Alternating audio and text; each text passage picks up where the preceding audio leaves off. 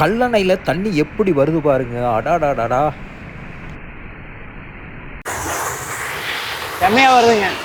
இதை தொடுறதுக்குலாம் நம்மளால முடியாது. இன்றைக்கி எனக்கு இந்த வாய்ப்பு கிடச்சிருக்கு. என்ன காரணம்னா, இப்போ கல்லணை சட்டில் வந்து தண்ணி திறந்து விட்ருக்குறாங்க. எப்படி திறந்து விட்ருக்குறாங்கன்னா, லேசாக திறந்து விட்ருக்குறாங்க. இது வந்து கழிவு தண்ணி தான், இது முழுசாக திறந்து விடலை.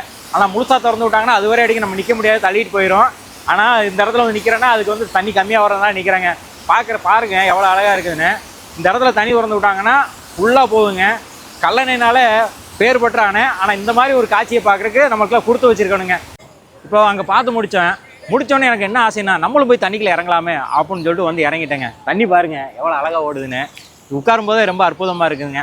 ஆனால் எல்லா நேரமும் உட்காரக்கூடாதுங்க. தண்ணி நிறையா திறந்து விட்டால் நம்மளை அடிச்சிட்டு போயிடும். எங்கே போய் கண்டுபிடிக்கணும்னு தெரியாது. அதனால் இந்த மாதிரி தண்ணி திறந்து விடும்போது, கம்மியாக திறந்து விடும்போது வந்து உட்காரணுங்க. அதனால தான் நீர்ப்பாசனத்துறை என்ன சொல்லியிருக்காங்கன்னா, தண்ணி திறந்து விடும்போது யாரும் வராதிங்க, பாதுகாப்பு இல்லை அப்படின்னு சொல்லியிருக்காங்க. அதனால் இந்த மாதிரி தண்ணி திறந்து விடும்போது பாதுகாப்போடு வாங்க, பாதுகாப்போடு குளிங்க, என்ஜாய் பண்ணுங்கள்.